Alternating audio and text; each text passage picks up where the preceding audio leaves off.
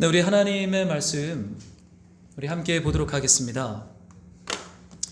네, 오늘 우리 함께 묵상하면서 함께 선포할 주님의 말씀은 우리 출애굽기의 말씀입니다. 출애굽기 3장 우리 1절부터 5절까지를 저랑 같이 우리 함께 교독하겠습니다. 여러분 있는 그 가정에서 또 삶의 자리에서 힘있게 하나님의 말씀을 선포하도록 하겠습니다. 저부터 읽죠. 모세가 그의 장인 미디안 제사장 이드로의 양떼를 치더니 그 떼를 광야 서쪽으로 인도하여 하나님의 산 호렙에 이르매 여호와의 사자가 떨기나무 가운데로부터 나오는 불꽃 안에서 그에게 나타나시니라. 그가 보니 떨기나무에 불이 붙었으나 그 떨기나무가 사라지지 아니하는지라. 이에 모세가 이르되 내가 돌이켜 가서 이 큰 광경을 보리라. 떨기나무가 어찌하여 타지 아니하는고 하니 그때 여호와께서 그가 보려고 돌이켜 오는 것을 보신지라. 하나님이 떨기나무 가운데서 그를 불러 이르시되 모세야 모세야 하시매 그가 이르되 내가 여기 있나이다. 우리 함께 마지막 절 힘있게 선포하도록 하겠습니다. 하나님이 이르시되 이리로 가까이 오지 말라. 내가 선 곳은 거룩한 땅이니 내 발에서 신을 벗으라. 아멘. 네, 우리 사랑하는 우리 믿음의 우리 식구 여러분, 또 흩어져서 예배하는 우리 믿음의 동역자 여러분, 예배하는 이 시간 우리 살아계신 우리 하나님의 그 임재와 그 생명의 사귐이 여러분의 심령 깊은 곳에 충만하게 흘러가기를 우리 주님의 이름으로요 축복합니다. 네, 우리 룻기 이제 묵상을 마치고요. 이제 우리가 몇 주 동안 이 구원의 기쁨이라는 주제로 하나님이 우리 안에 베푸신 그 구원에 대해서 우리가 좀 묵상하면서 주님 앞에 나아가고자 합니다.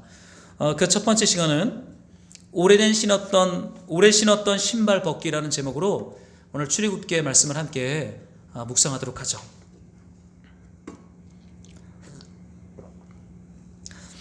여러분, 시작이라는 단어가 있어요. 시작이라는 단어가 있다라는 것은 끝이라고 하는 단어, 끝이 언젠가는 있다라는 메시지가 그 안에 있습니다.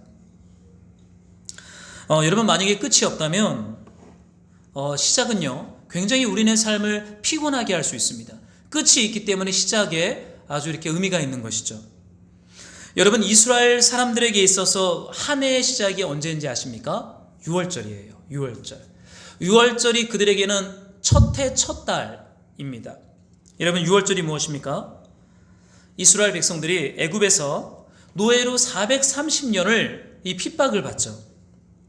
근데 어느 날 하나님께서 10장 중에 마지막 재앙을 천사를 통해서 애굽의 왕의 장자에서부터 애굽에 있는 모든 사람들의 장자들을 칩니다. 장자들이 죽임을 당해요. 그런데 그때 고센 땅에 사는 하나님의 언약 백성들은요 6월절 어린 양의 피를 자신들의 문지방에 바르죠. 그 어린 양의 피를 보고 이 장자의 죽음을 면했던 날, 죽음으로부터 구원을 받은 날을 이스라엘 백성들은 6월절이라고 합니다. 어린 양의 피로 죽음에서 생명으로 건져진 날이 6월절이에요. 출애굽기에 보면 너희는 이 달을 한 해의 첫째 달로 삼아서 한 해를 시작하는 달로 하여라. 이 출애굽기 12장에 그렇게 주님이 선포하고 있어요. 한 해를 시작하는 첫째 달은 어린 양의 죽음으로 말미암아 구원을 받은 날이 인생의 첫째 달입니다. 시작이에요. 생명은 그렇게 시작되어져요. 여러분, 어린 양의 피로 구원받은 그 시작이 어떻게 끝을 향하여 그 완성을 향하여 나아갑니까? 여러분, 하나님께서 새로운 생명으로 우리를 불렀어요. 그게 구원이죠. 여러분, 그리스도 예수님 안에 생명의 구원이 있습니다. 그분의 어린 양의 죽음과 피로 말미암아 여러분 해결되어지지 않는 우리 인생의 고통과 이 죄의 문제, 이 사망의 문제로부터 하나님이 우리를 구원하셨어요. 그런데 여러분, 그 첫 달은 완성될 끝을 향한 시작이에요. 여러분, 우리를 구원한 하나님의 계획이 뭐예요? 여러분, 왜 하나님이 십자가의 어린 양 되신 그리스도 예수를 죽임으로 말미암아 저와 여러분을 구원했습니까? 구원의 계획, 구원의 목적이 여러분 뭐라고 생각하세요? 여러분, 요한복음 10장에 이런 말씀이 있어요. 제가 좀 읽어드리겠습니다. 내가 온 것은 양으로 생명을 얻게 하고 더 풍성히 얻게 하려는 것이라. 우리 주님께서 이 땅에 오셔서 우리 주님이 이 땅에 오신 목적, 십자가를 지고 죽으시고 부활하신 그 생명의 목적을 너무나 구체적인 우리의 언어로 우리에게 설명해 주세요. 생명을 어때? 세월이 지날수록 점점 더 풍성하게 그리스도 예수 안에서 생명으로 우리 안에 가득 채워지는 것. 여러분, 이것이 구원입니다. 시편에 이런 말씀이 있어요. 그는 늙어도 여전히 결실하며 진액이 풍족하고 빛이 청정하니. 여러분, 구원받은 백성들의 특징입니다. 세월이 흘러갈수록 늙어서도요 여전히 열매를 맺고 진액이 마르지 않고 넘쳐 흐르며 항상 푸르름을 잊어버리지 않을 것을 우리 하나님은 약속하고 있어요. 여러분, 예수 그리스도 안에 있으면요 늙어도 열매를 맺습니다. 잎이 청청해요. 진액이 마르지 않아요. 무슨 말입니까? 하나님과의 사귐의 그 생명이 우리 안에 점점 더 충만하게 흘러가는 것을 이 시적인 언어로 고백하고 있죠. 여러분, 이것이 구원의 기쁨이에요. 구원의 실체입니다. 여러분, 구원의 기쁨이 있습니까? 여러분, 구원의 감동과 감격과 감사가 여러분의 삶을 채우고 있습니까? 여러분, 우리는 이 구원을 종종 죽음 이후에 어떠한 공간으로 이동하는 것으로 그렇게 고백해요. 지옥이 아닌 천국이라는 특정한 공간으로 이동하는 것을 구원이라고 생각을 합니다. 맞아요. 그러나 여기에 국한되어 있지 않아요. 구원을 향한 하나님의 목적은요, 애굽 같은 이 세상 속에서 유월절 어린 양이신 예수님의 죽음과 부활로 시작된 그 생명이요, 우리의 영혼 속에, 우리의 심령 속에, 우리의 일상과 우리의 일터와 우리의 삶의 현장 속으로 흘러 들어와서 마르지 않는 샘처럼, 마르지 않는 물된 동산처럼 그 생명을 점점 더 풍성하게 맛보고 또한 흘려보내는 풍성한 삶을 살아가게 하는 것. 여러분, 이것이요 우리 예수님이 우리에게 허락하신 구원의 기쁨, 구원의 열매, 구원의 실체이겠습니다. 이 땅은 너무나 고통스러운데 죽어서 천국에만 간다면 뭔가 조금 너무 이분법적인, 으그러진 뭔가 구원과 복음을 오해하고 있는 것은 아닌지 모르겠어요. 여러분, 구원은요 지금 이곳 우리의 삶을 점점 더 생명을 풍성하게 얻는 자리로 우리 예수님이 이끌어 가십니다. 여러분, 이 구원을 향한 이 풍성한 계획을 가지고 우리 주님이 우리 안에 유월절 시작하셨습니다. 첫 달을 시작하셨어요. 그런데 주님 얼마 지나지 않아서 하나님이 이 출애굽한 이스라엘 백성들을 데리고 3개월 후에 시내 광야에 도착해요. 출애굽기 19장에 보니까 이스라엘 자손이 애굽 땅을 떠난 지 3개월 되던 날 그들이 시내 광야에 이르니라. 여러분, 시내 광야에 무엇이 있습니까? 시내산. 하나님의 임재와 하나님의 영광과 하나님의 율법이 주어지고 말씀이 선포되었던 그 첫 번째 산이 시내산이에요. 그게 시내 광야였죠.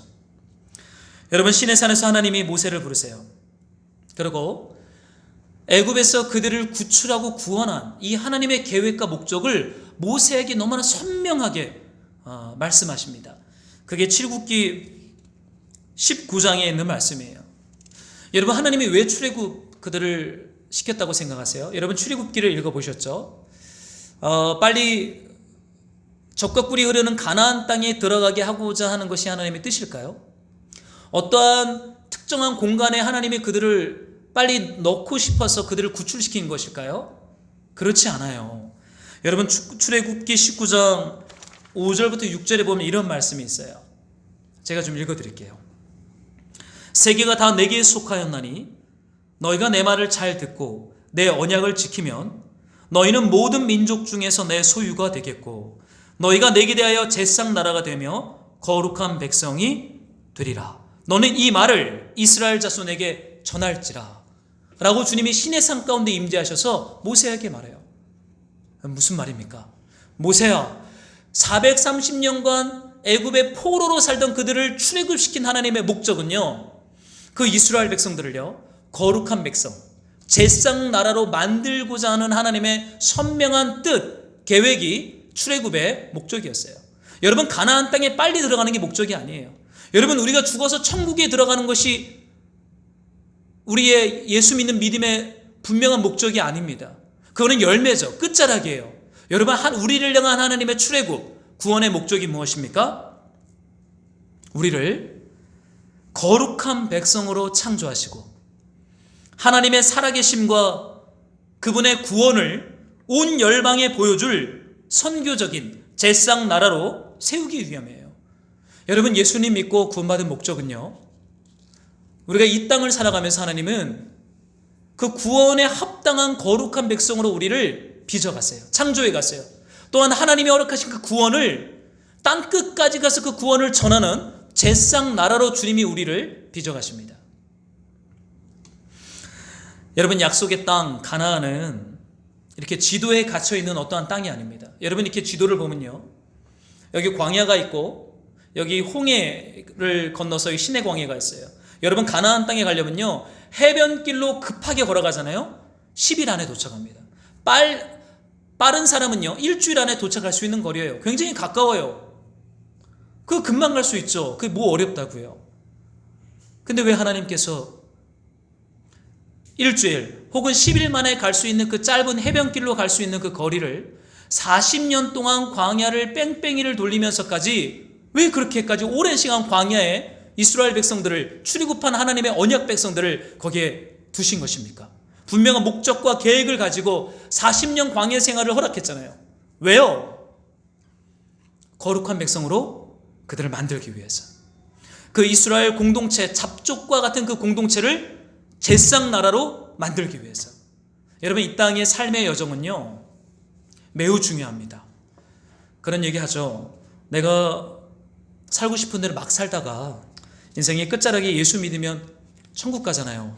그 맞는 말이에요. 그러나 그거는 뭔가 구원에 대해서 오해하고 있는 것입니다.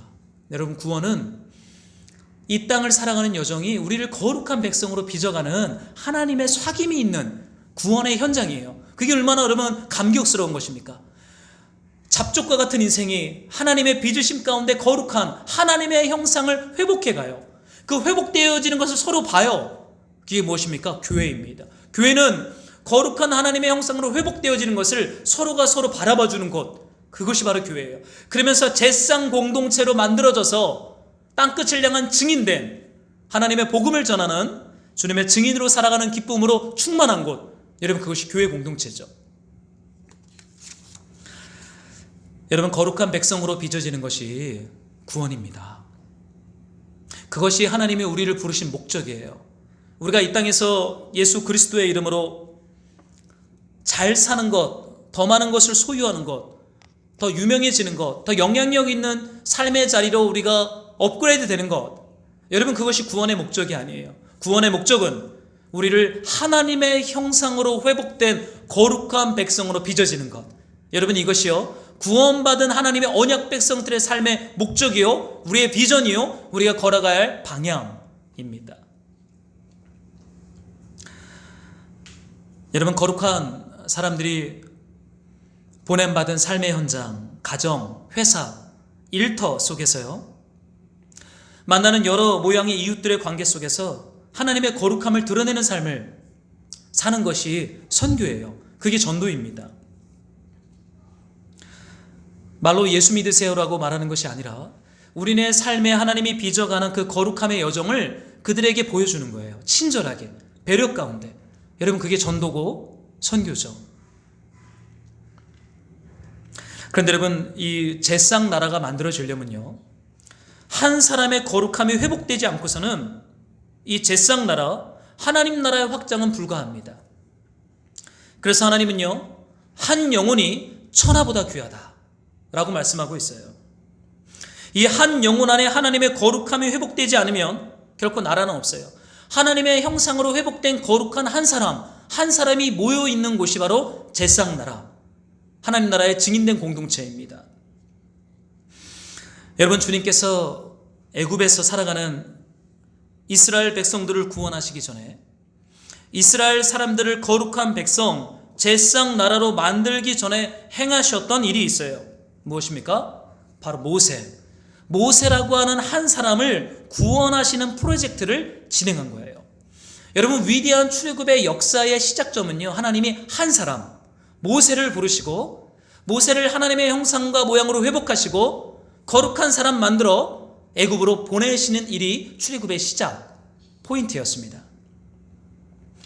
한 나라를 변화시키는 것보다 하나님께서는 한 영혼을 구원하는 것이 아주 시급하셨던 것 같아요. 여러분, 열방이란 단어가 있죠. 저는 옛날에는 열방이란 단어를 참 좋아했어요. 모든 열방 죽을 때까지. 가슴을 뜨겁게 합니다. 근데 어느 순간 이 열방이란 단어가 굉장히 추상적으로 저에게 다가오기 시작했습니다. 여러분, 열방이 있기 전에 우리가 살아가는 조국이 있습니다. 여러분, 조국이 있기 전에 우리가 살아가는 도시가 있어요. 여러분, 도시가 있기 전에 함께 더불어 살아가는 교회 지체들과 가족들이 있어요. 여러분, 그 중심에 무엇이 있습니까? 한 사람이 있어요. 여러분, 한 사람이 주님의 거룩한 백성으로 세워지는 것이 온 열방을 향한 제상 나라를 세우는 하나님의 비전이에요. 그래서 한 사람이 천하보다 귀합니다.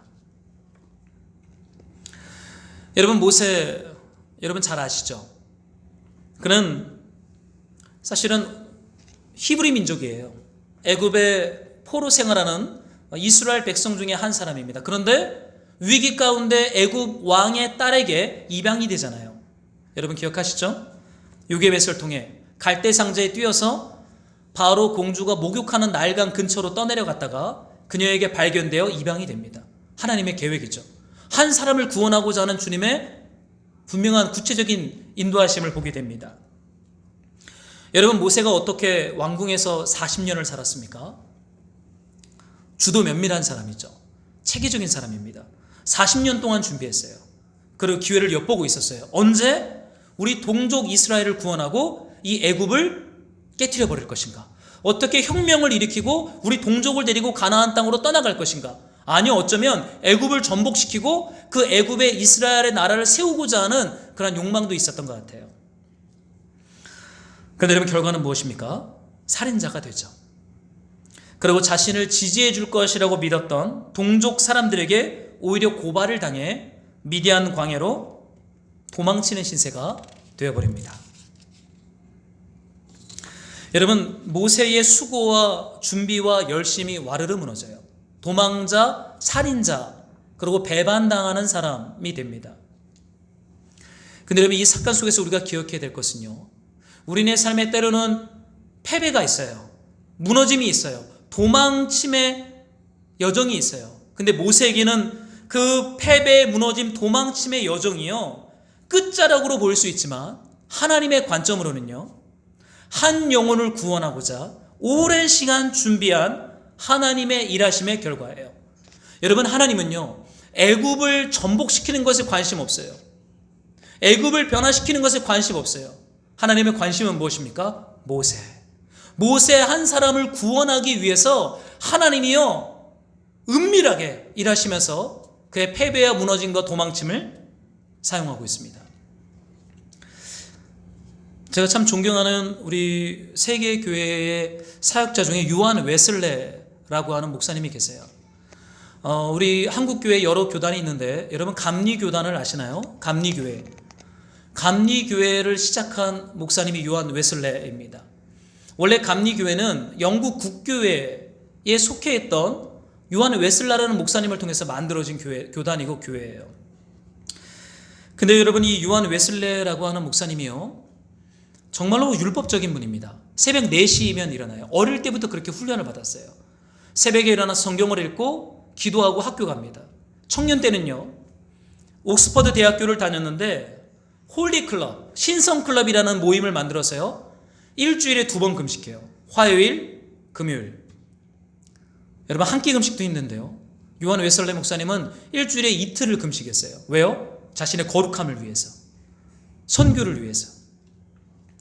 어느 날 이제 영국 국교회 파송으로 미국에 있는 조지아주에 선교사로 파송을 갑니다. 2년 4개월을 거기에서 사역을 해요. 그런데 그의 자서전을 보면 미국에서의 선교 사역은 완전한 실패였다라고 그가 고백을 합니다. 사역의 열매가 없어요. 2년 4개월 동안 열심히 했고 악착같이 사역했는데 아무런 열매가 없어요. 영국 본부에서 돌아오라는 명령을 받고 배를 타고 영국으로 귀향하는 길에 폭풍을 만납니다. 근데 유한 웨슬레 목사님은 이 폭풍 속에서요, 죽을까봐 두려워서 벌벌 떨고 있는데 저 선상에 한 구석탱이를 봤는데요, 이상한 옷을 뒤집어 쓴 네다섯 명의 이 젊은이들이요, 동그랗게 둘러앉아서 찬양을 부르고 있는 거예요. 폭풍 중에 고요하게 몸을 이렇게 흔들면서. 퀘이커 교도들입니다. 이렇게 몸을 흔든다 그래서 퀘이커 교도라는 별명이 붙었어요. 이 퀘이커 교도들이 폭풍 중에 몸을 이렇게 왔다 갔다 흔들면서 찬양을 부르는 걸 그가 봐요. 저들은 도대체 뭐냐? 저들이 믿는 믿음과 내가 믿는 믿음이 무슨 차이가 있냐? 요한 웨슬레 목사님이 충격을 받아요. 그리고 그 모라비안 퀘이커 교도 젊은이들의 전도로 요한 웨슬레 목사님이 그 선상에서요 회심을 합니다. 그가 이런 고백을 해요.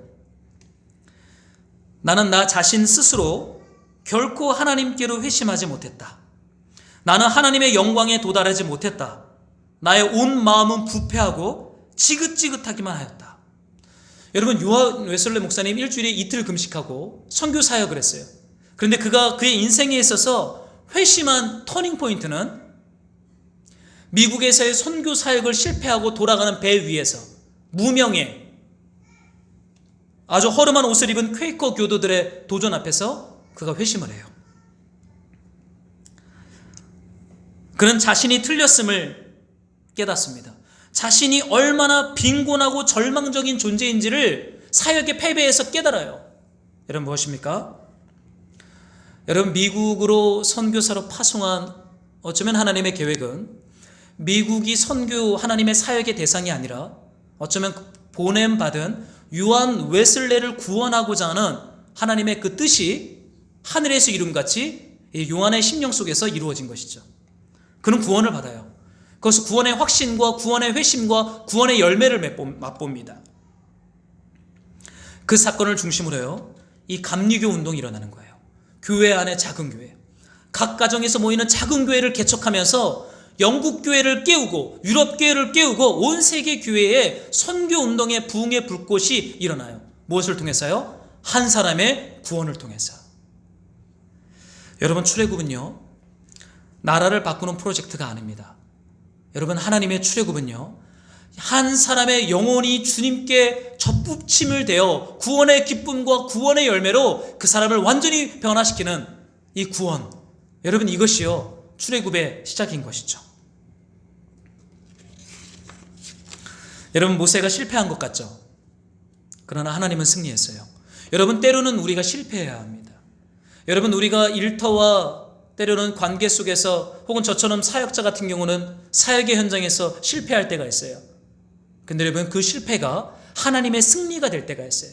그 실패로 말미암아 우리 안에 있는 죄성과 우리 안에 있는 빈곤함과 우리 안에 절망 앞에 우리가 직면하게 돼요. 아, 내가 죄인이구나. 하나님의 은혜가 없이는 내가 아무것도 아니구나 라는 그 절절한 믿음의 고백이 우리 안에 일어나면서 중생, 거듭남을 경험합니다. 여러분, 이것이 구원이에요.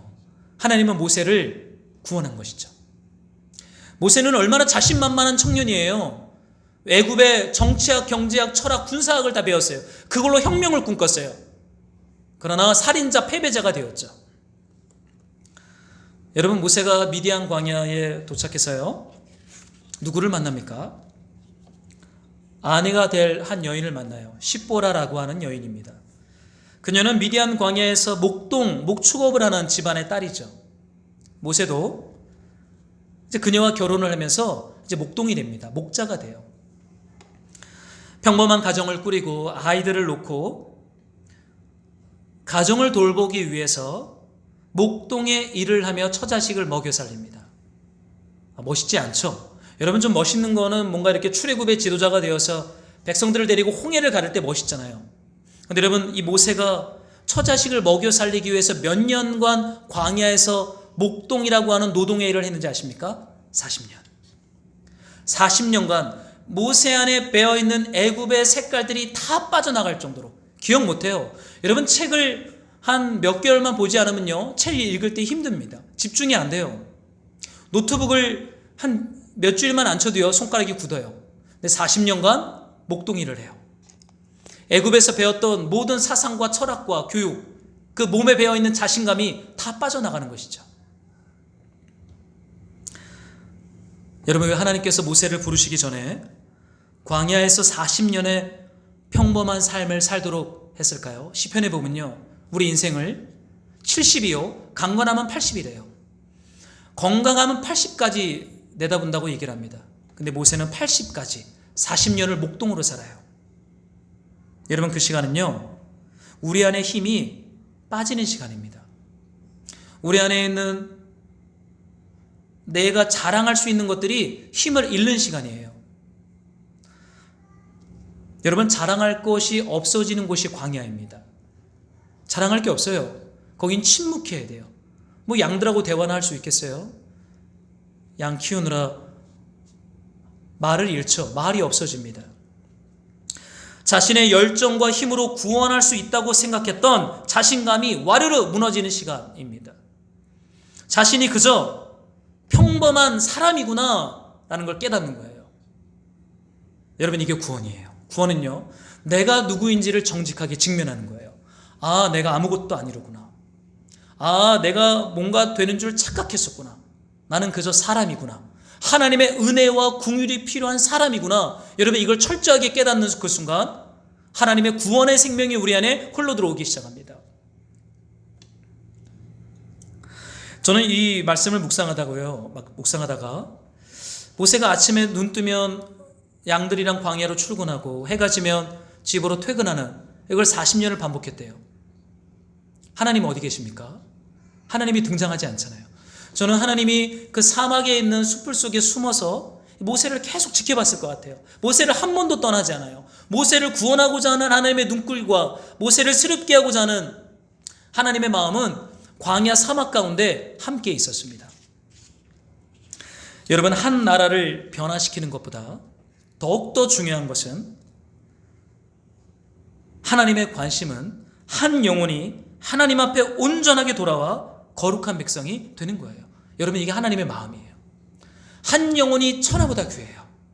한 영혼에서부터 열방이 시작되어져요. 한 영혼에서 나라가 시작되어져요.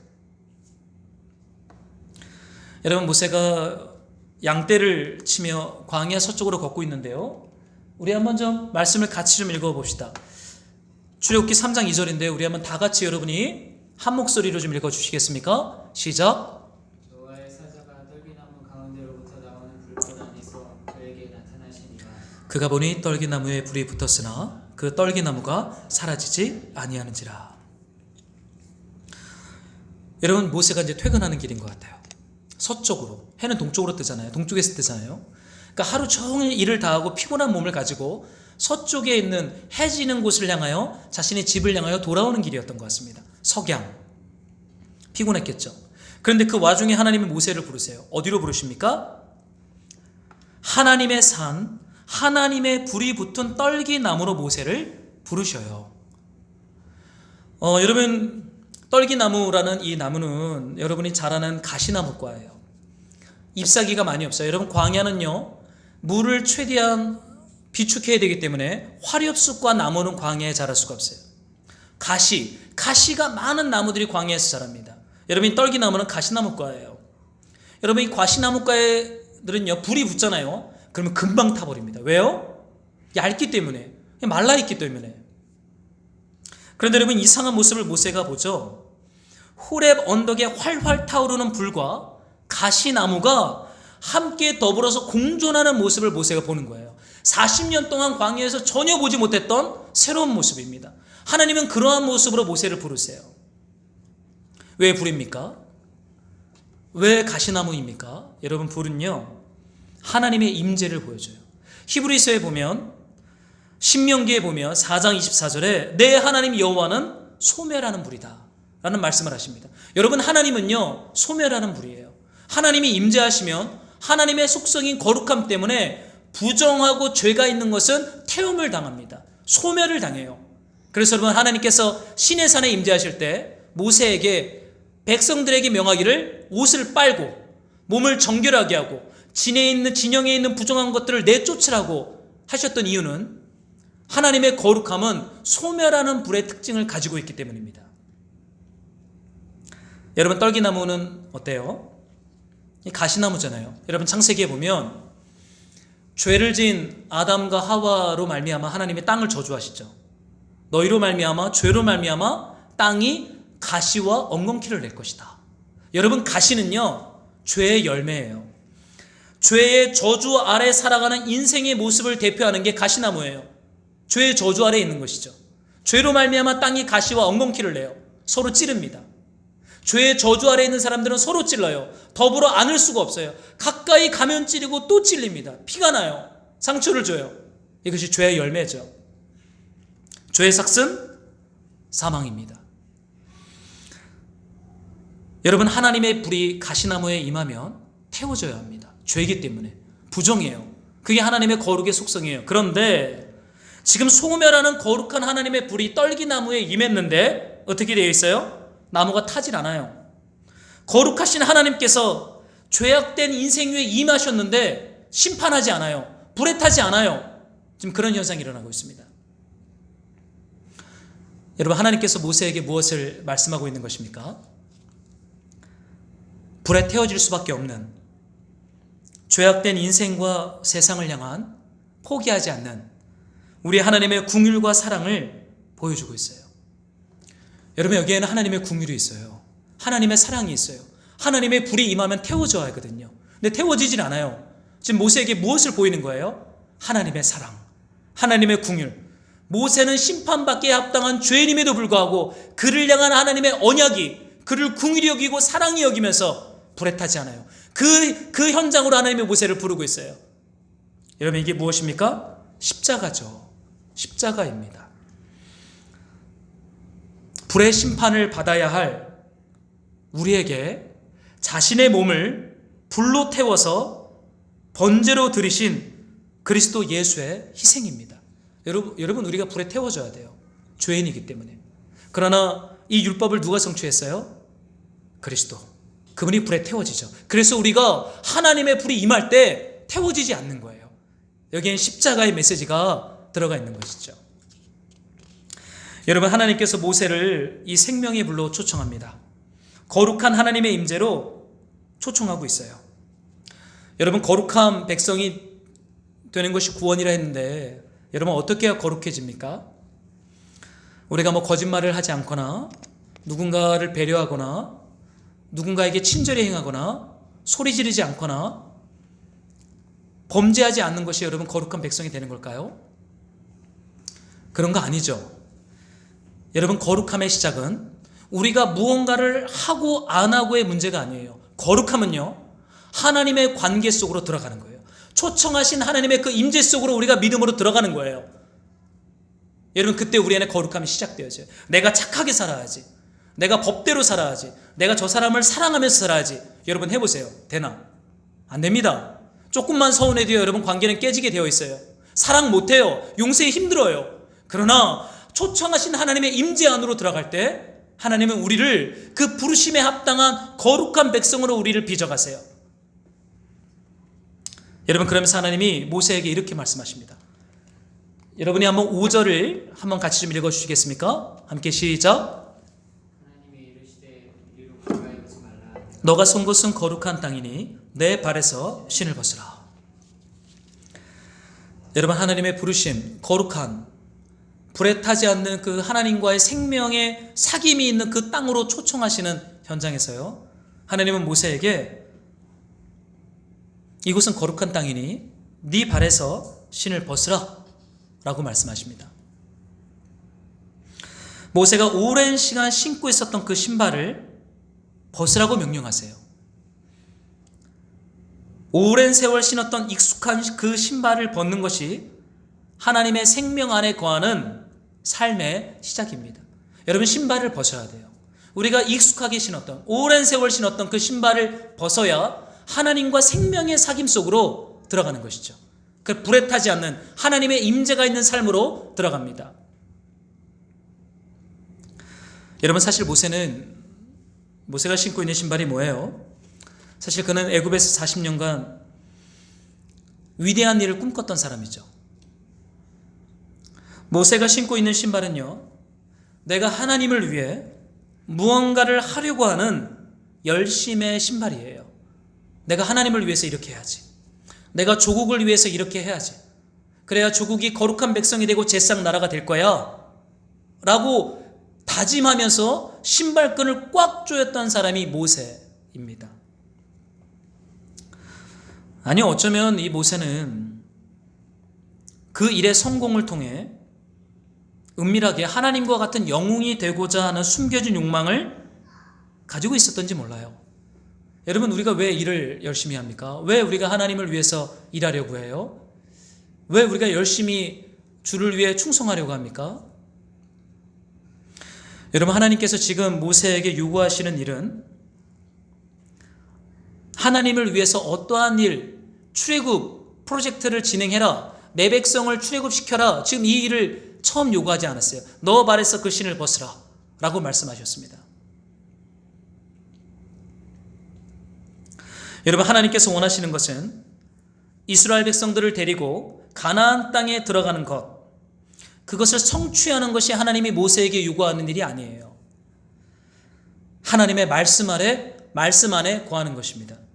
하나님의 임재 안에 머무는 것의 연속이 가나안 땅이에요. 가나안 땅은 지도 안에 있지 않아요. 해변길로 빨리 가서 가나안 땅에 들어가는 것이 아니에요. 하나님의 말씀 안에 머물면서 그 주님의 임재 안에 머무는 것이 연속적으로 계속 확장되어지는 곳이 어디입니까? 가나안 땅입니다. 하나님과의 충만한 관계가 계속 지속되는 곳이 천국이에요. 천국은 우리가 죽어서만 가는 곳이 아니라 이곳에서 하나님의 말씀 안에서, 하나님의 긍휼과 임재 안에서 그분과의 사귐이 지속되면 여러분, 거기가 어디예요? 천국, 하나님의 나라, 가나안 땅입니다. 그래서 하나님은 모세에게 오랜 시간 신었던 그 신발을 벗으라고 명령하고 있어요. 그 신발의 실체가 무엇입니까? 열심은 있지만 죽은 행실이죠. 히브리서 6장에 이런 말씀이 있어요. 그러므로 우리가 그리스도의 초보를 버리고 죽은 행실을 회개함과 하나님께 대한 신앙과, 여러분, 죽은 행실이란 얘기를 성경은 반복해서 말하고 있습니다. 여러분, 내가 열심을 내었던, 내가 그 열심을 내어서 하나님을 위해서 무언가를 해야지, 그것이 어쩌면 죽은 행실이 될 수 있습니다. 여러분, 그것이 죽은 행실이었음을 인정하는 것이 신발을 벗는 거예요. 모세는 이 신발을 벗고 인정하는데 40년이 걸렸어요. 40년 동안 주님이 깨닫게 합니다. 하나님께서 우리를요, 거룩한 백성으로 빚어가시는 그 구원의 여정 속에서 나의 열심과 수고가 죽은 행실이었음을 인정하는, 하나님 앞에서 신발을 벗는 회개가 너무나 필요해요. 웨슬레가 고백한 것처럼 땅끝까지 가서 배운 것은 나는 완전히 부패하여 가증하고 진노의 자식이며 지옥에 갈 자라는 것을 알게 되었다. 신발을 벗은 것이죠. 여러분, 마태복음에 보면 주님의 일을 열심히 한 사람들이 나옵니다. 정말 열심히 했어요. 그들은 주의 이름으로 귀신을 내쫓고 많은 능력을 행한 사람들입니다. 그런데 마태복음 7장에 보면 주님께서 마지막 날에 다시 오셔서 그들에게 이런 평가를 해요. 주여 주여, 우리가 주의 이름으로 선지자 노릇을 했고 주의 이름으로 귀신을 쫓아냈고 주의 이름으로 많은 권능을 행하지 아니하였습니까? 그때 주님께서 내가 그들에게 밝히 말하되 내가 너희를 도무지 알지 못한다. 불법을 행하는 자들아, 내게서 떠나가라. 여러분, 얼마나 두려운 말씀입니까? 주님을 위해서 얼마나 많은 일을 했어요. 귀신을 내쫓고 권능을 행하고 많은 능력을 행했어요. 근데 마지막 날에 주님이 내가 너희를 알지 못한다. 여러분, 이 안다라는 단어는 참 성경에서 중요한 단어입니다. 제가 이 안다라는 단어를 만약에 쓸 때는 부부 관계 안에서만 이 단어를 쓸 수가 있어요. 히브리어로 야다흐라는 단어입니다. 부부 관계 안에서 깊이 연합되어지고 하나 되어지고 친밀해진 관계 안에서만 이 야다흐, 안다라는 단어를 쓸 수 있어요. 제가 대통령을 안다라고 말할 수 있지만 아는 거 아니죠. 그냥 일방적인 정보를 제가 그냥 수집해서 아는 것입니다. 그분과의 인격적인 관계와 교제는 제 삶에 없어요. 여러분, 안다라고 할 때 그것은요, 부부가 오랜 시간 함께 살면서 서로 깊이 알 수 있는 그런 알미예요. 여러분, 무엇입니까? 하나님의 일을 많이 하였다고 할지라도 이들은 예수님과의 깊은 암, 그 관계 안에 머물면서 주의 음성을 듣는 삶이 결여되어 있어요. 일을 성취하고 일을 만들어내고 일을 이룩하는 것에 온통 집중되어 있습니다.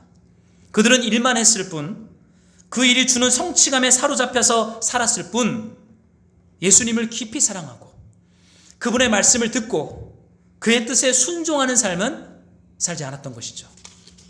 주님을 안다라고 말할 수 없어요.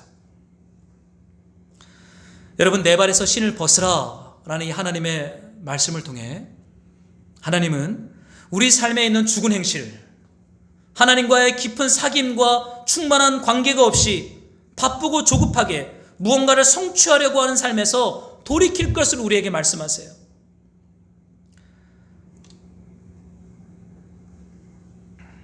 여러분, 내 발에서 신을 벗으라 라는 이 말씀이 너무 단순하고 쉬워서 불편할 수 있습니다. 여러분, 하나님이 우리에게 좀 위대한 일들을 맡기면 좋겠죠. 여러분, 그렇잖아요. 윌리엄 캐리가 하나님을 위해서 위대한 일을 기대하고 위대한 일을 시도하라 그랬죠. 저 청년 때 그 슬로건은 제 마음을 뜨겁게 했어요. 근데 여러분, 위대한 일이 뭡니까? 우리의 마음을 가슴을 뛰게 만들고 우리의 삶에 열정을 불어넣는 그 위대한 일이 뭐예요? 무언가를 성취하는 삶? 위대하죠. 그러나 여러분, 지금 예수님께서, 하나님께서 모세에게 말씀하시는 진짜 위대한 일은 네 발에서 신을 벗으라. 그리고 이 가시나무가 타지 않는 하나님의 불이 활활 타오르는 그 임재 거룩한 땅으로 걸어 들어와라 라고 초청하고 있어요. 너무 쉬워요. 너무 단순해요. 그래서 매력이 없는 거예요.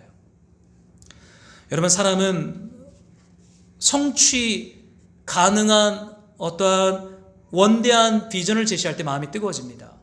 누구든지 그래요. 너무나 허드렛 일 같고 너무나 자연스럽고 평범한 것을 일로 요구하면 매력이 없어요. 그러나 기억하십시오.